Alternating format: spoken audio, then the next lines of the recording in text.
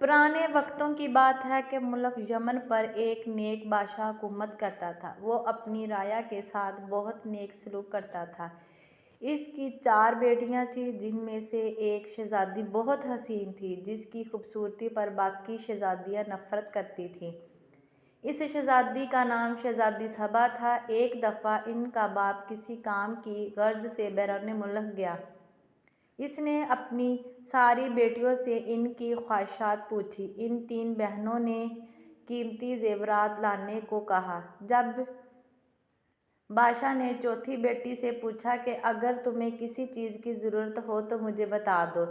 شہزادی صبا نے کہا، مجھے ایک گلاب کا پھول چاہیے۔ ان کا باپ کوئی نہ کوئی بات بھول جاتا تھا، اس لیے صرف شہزادی صبا کے لیے پھول لے آیا، باقی چیزیں وہ بھول چکا تھا۔ جب وہ گھر آیا تو شہزادیاں دروازے پر کھڑی اپنے باپ کا انتظار کر رہی تھیں۔ جب ان کا باپ آیا تو صرف ایک پھول کے علاوہ وہ اس کے پاس کوئی چیز نہ تھی۔ شہزادیوں نے اپنے باپ کو برا بھلا کہہ کر باپ کی نافرمانی کی۔ شہزادی صبا کمرے میں جا کر رونے لگی۔ اس کا باپ کمرے میں آیا اور اس کا پھول اسے دے دیا۔ بادشاہ نے کہا، دنیا میں سب سے زیادہ قیمتی چیز والدین کی خدمت ہے۔ چنانچہ جب بادشاہ دوسری مرتبہ بیرون ملک گیا تو سب نے اپنی اپنی چیزیں لانے کے لیے کہا، مگر شہزادی صبا اس پر خاموش رہی۔ اس نے سوچا کہ اس بار کوئی ایسی بات نہ ہو کہ جس سے میرے باپ کا دل دکھے۔ تو بادشاہ نے اپنی بیٹیوں کے لیے زیورات لے آیا۔ راستے میں ایک جنگل تھا۔ بادشاہ اس جنگل میں سے گزر رہا تھا تو اس نے درخت پر بیٹھے ایک چمگادڑ کو دیکھا۔ وہ چمگادڑ اصل میں ایک خوفناک جن تھا۔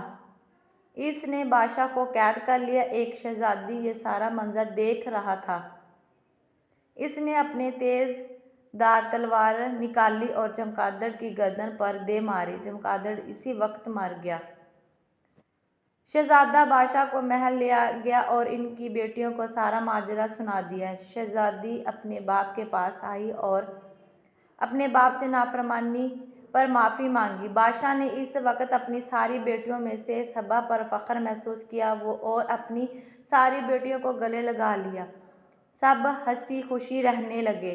دیکھو بچوں، مل جل کر رہنے سے برکت ہوتی ہے۔ ہمیں بھی چاہیے کہ شہزادی صبا کی طرح اپنے والدین کی خدمت کریں اور ایسی بات زبان پر نہ لائیں جس سے والدین کا دل دکھے۔